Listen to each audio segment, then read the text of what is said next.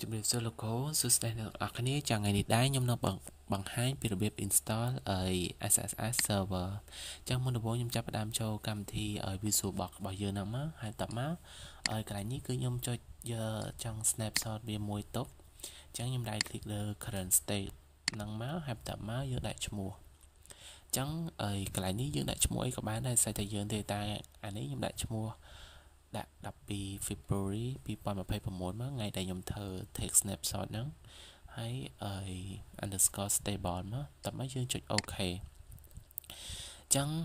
កន្លែងនេះគឺយើងបាន snapshot មួយទុកហើយអញ្ចឹងជាវាមានបញ្ហាអីយើងអាចrevert វាមកកន្លែងហ្នឹងវិញបាន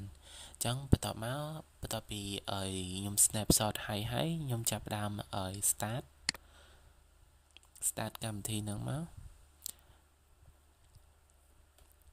ចឹងកន្លែងនេះគឺពេលហ្នឹងដូចជាកុងតើខ្ញុំ slow ដើរយឺតចឹងកន្លែងនេះគឺយើងត្រូវរងចាំវាដើរបន្តិចសិន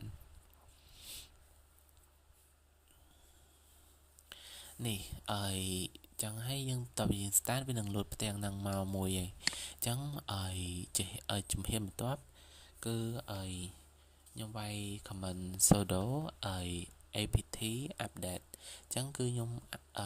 update វាជាមុនសិនតើមកកន្លែងហ្នឹងគឺយើងត្រូវដាក់ password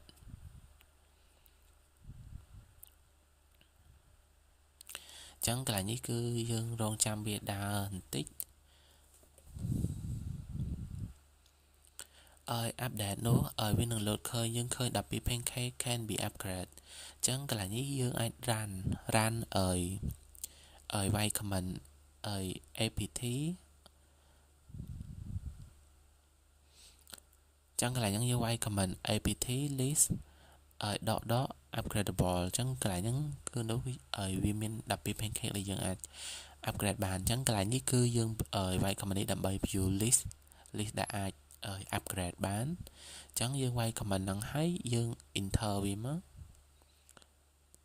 កន្លែងនេះដូចជាខ្ញុំវាយមានខុសកន្លែងណាកន្លែងហ្នឹងដូចជាខ្ញុំសរសេរ upgradable ខុសចឹងខ្ញុំវាយម្ដងទៀត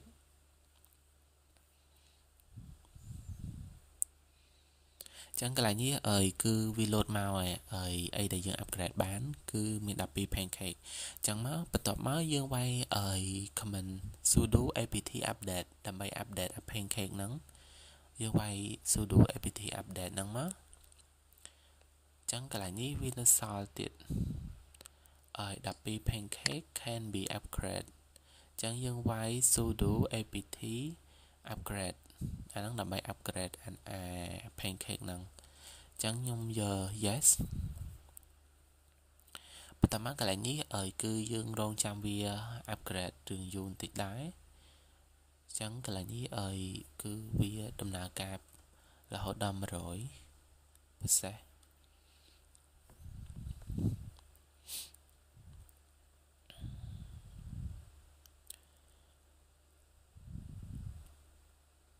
ចឹងកន្លែងហ្នឹងគឺយើងត្រូវរងចាំវា upgrade រហូតដល់ពេញ100ពេញប្រសេសហ្នឹងខ្ញុំសុំ skip វាសិនទៅបន្ទាប់មកពីយើង upgrade ហើយគឺខ្ញុំបាន clear ចោល clear comment លើហើយឥឡូវយើងចាប់ផ្ដើម start ជាមួយនឹង comment ថ្មីយើងsudo update វាម្ដងទៀតកន្លែងនេះខ្ញុំដូចជាវាយខំខ្ញុំវាយម្ដងទៀតចឹង sudo apt update ចឹងវា load មកទៀតហើយអាហ្នឹងនៅពេលដែលមាន pancake យើង update upgrade វាអស់ទៅចឹងយើងវាយ sudo apt upgrade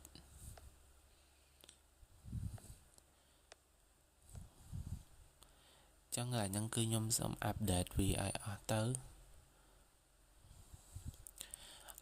បន្ទាប់ពីខ្ញុំ update ហើយជាហ៊ានបន្ទាប់ខ្ញុំ clear វាសិនហ្នឹងហើយបន្ទាប់មក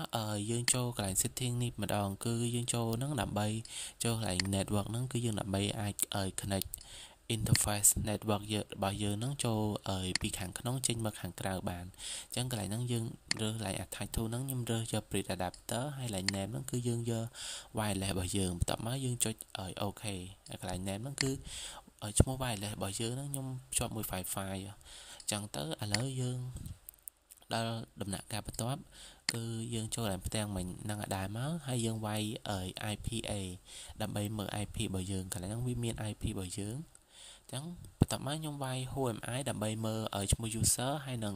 វាយ PWD ដើម្បីមើលថាតើយើងឈរលើ directory មួយណាអញ្ចឹងនោះ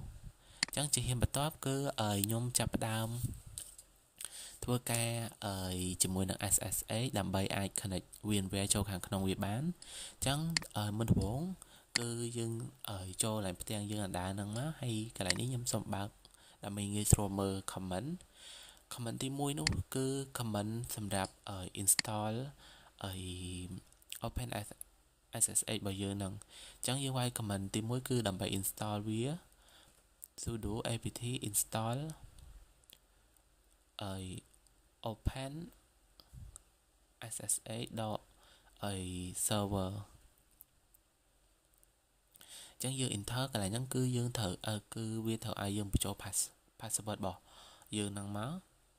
បន្ទាប់មកយើងបាន install វាហើយអញ្ចឹងបន្ទាប់មកទៀតគឺយើងចូល comment ទី2គឺ comment ទី2ហ្នឹងគឺយើងឆែកមើល status របស់វាថាតើវា active ឬក៏អត់អញ្ចឹងយើងវាយ comment sudo systemctl status ssh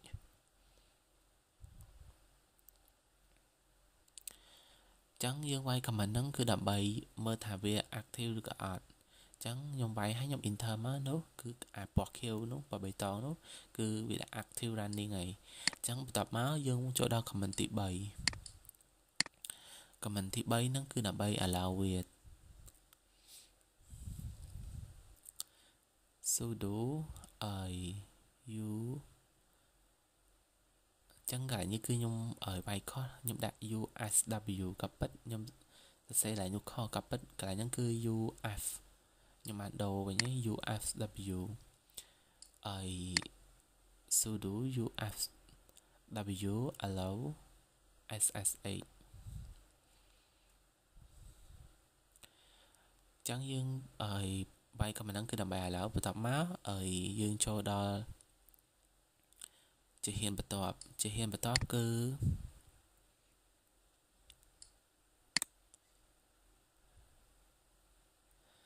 ជាហ៊ានបន្ទាប់គឺយើងមើល IPA របស់យើង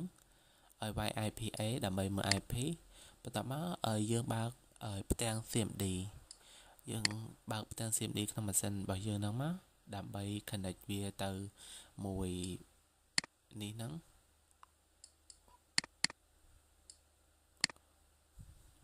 ចឹងកន្លែងនេះខ្ញុំរឿង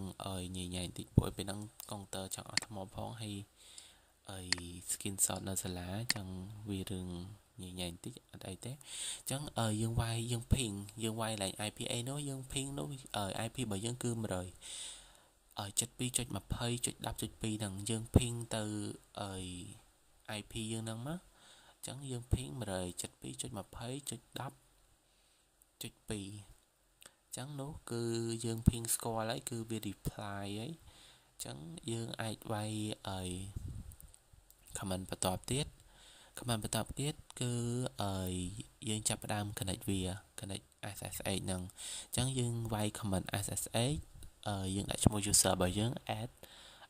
កន្លែងហ្នឹងគឺដាក់ IP យើងមិនហ្នឹងមក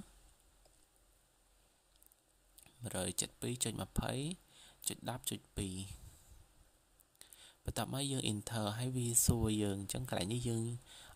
យក yes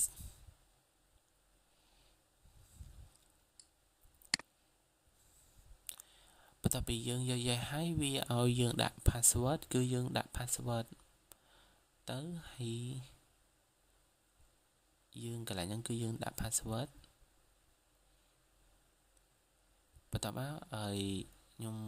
ធ្វើការ clear វាសិនគឺវាចោលសិនទៅហើយយើងចាប់ផ្ដើមមើលអញ្ចឹងយើងចាប់ផ្ដើម check មើល who am I អញ្ចឹងវានឹង load ឈ្មោះ user របស់យើងហើយយើងវាយ PWD មើលថាយើងឈរលើ directory នឹងត្រូវអត់អញ្ចឹងនេះវីដេអូខ្ញុំមានតែប៉ុណ្ណឹងអរគុណអ្នកទាំងអស់គ្នានិងលោកគ្រូដែលបានមើលវីដេអូមួយនេះ